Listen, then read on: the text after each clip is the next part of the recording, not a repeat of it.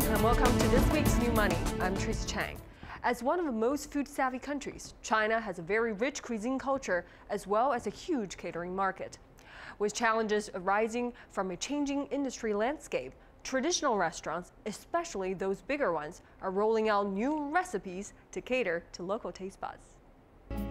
You would think this restaurant is just a new fancy place for food in a mall among many others. With both Chinese and Western dishes on the menu, it's hard to tell what cuisine it serves.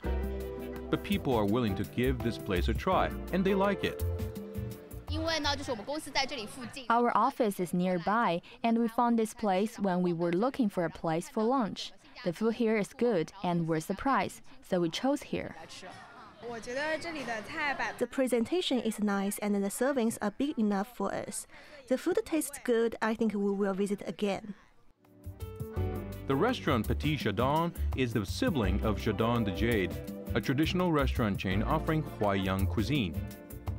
The chain operates at over 20 locations in China's major cities and accounts for about 80% of the company's revenue. It's the first restaurant brand of the 16-year-old Chinese restaurant group, King Mang Group. Shelley Li, King Mang CEO, says the company has set up its youngest brand, Petit DaDong, to attract a new generation of savvy foodies. This is a market we have never tried before, and it's got great potential. Young people nowadays are different from those 20 years ago. They have buying power, they're trendy and acute to new things. They have their own opinions. So when we created the new brand, we thought that Xiao Nan the Jade is more than 10 years old and its customers are around mid-age now. But our future customers will be young people. They will be the future of our business. For a long time, King Mang's restaurant chains focused on serving mid to high-end markets. But those markets have slowed since the end of 2012, as the government steps up efforts to curb excessive public spending, especially on expensive business meals. That has dealt a heavy blow to restaurants focusing on the high-end market, whose revenues shrank by 6% year-on-year in 2014. One of the worst hit is Xiang a high-end restaurant chain in Beijing, with only 4 stores left by this July compared with the count of 16 outlets at its peak.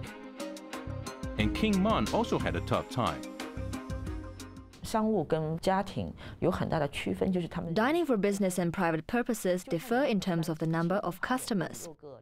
For private get-togethers, it's usually 2 to 3 or 5 to 6 people. Business banquets could be 7, 8 to more than 10 people. Our positioning used to be mid to high-end business catering, but that business was affected by the restrictions on the government's expense accounts. The business was mostly affected in 2013, but it started to slowly recover in the second half of 2014. Li says the gradual recovery is mainly due to individual diners eating out more frequently for private social needs. Data from China Hotel Association also shows that out of the nearly 2.8 trillion yuan catering market last year, about 80% came from the mass market. That's up from just below 70% from a year earlier. The most popular restaurants have moderate pricing, between 50 to 100 yuan per head. Consumers increasingly look for new and exciting places for food, and their palate is becoming more diverse. The overall cost per head is going up. Setting the price at 80 to 100 yuan per head for Petit DaDong, King Mang's new food chain matches the price preference of a larger market, with more fried and baked dishes, smaller servings, and a more stylish style. A similar strategy is also adopted by Songhelo, a restaurant chain originated in Suzhou, with over 250 years of history. Last year, it started its younger chain, Songhelo Xiaoguan, where customers can have many versions of Songhelo's signature dishes, such as sweet and sour mandarin fish, shell shrimps in clear soup, and simmered pork, at the cost of about 80 yuan per head at the new chain, instead of 150 yuan at the traditional restaurant. Du Xutao, general manager of the company, says the strategy caters to different needs. Eating in traditional restaurants is about the food, service, and dining environment.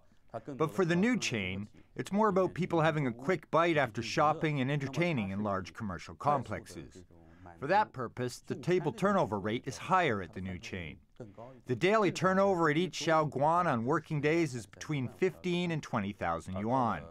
It should be 25,000 or even higher over the weekends.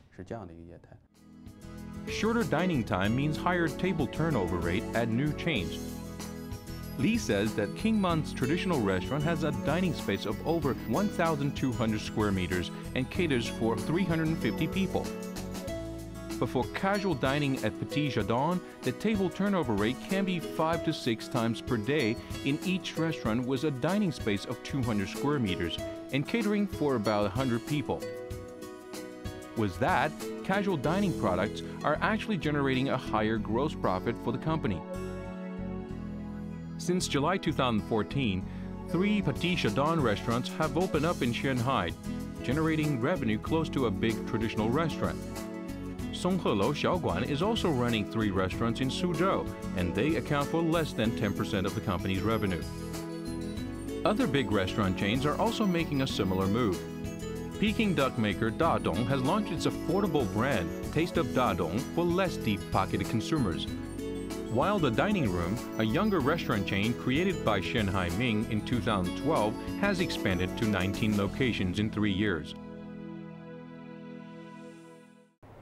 Folks, just a reminder, you can scan the QR code at the bottom of our screen to view the current and all the other episodes of New Money.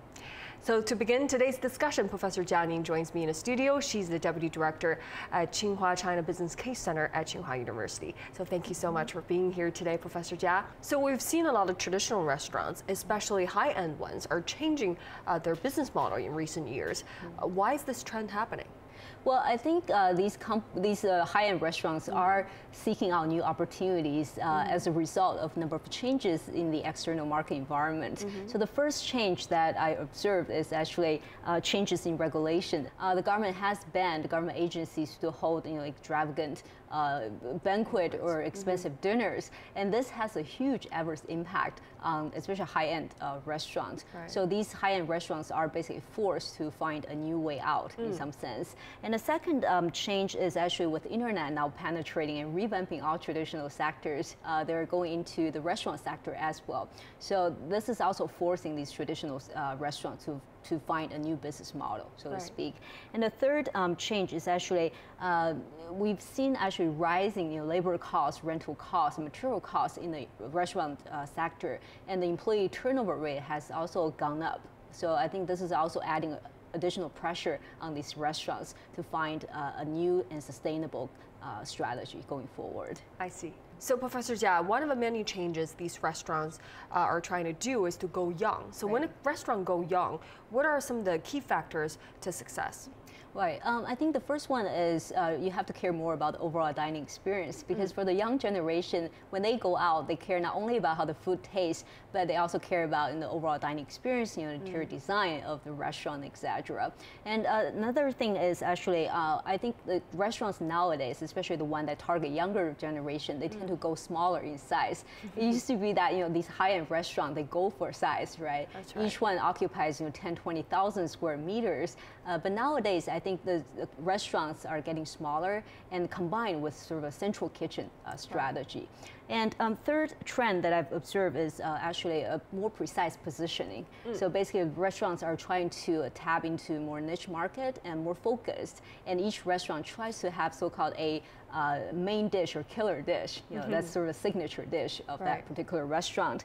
And the fourth trend is with the internet. I think a lot of restaurants, especially the ones that try to target the young generation, they do extensive marketing and branding on the internet. So they use internet as a platform to help them acquire customers. Internet is the way to the young people's hearts. I think so, yes. Yeah.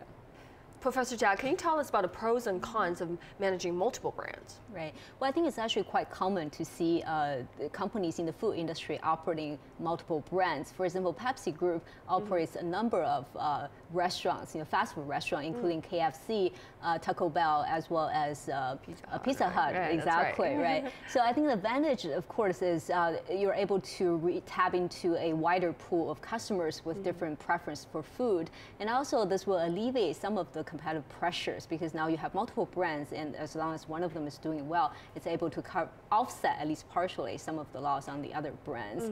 But the downside, obviously, is because now you're operating multiple brands, and we know that it costs a lot. I mean, a lot of effort, a lot of time to build just one brand. And when you're looking at multiple brands, there's more effort going into it. And also, it's going to make the management more complicated as well. That's definitely the case. Folks, we're now heading for a break, but when we come back, we'll look at how restaurants are introducing exotic flavors to entice local customers.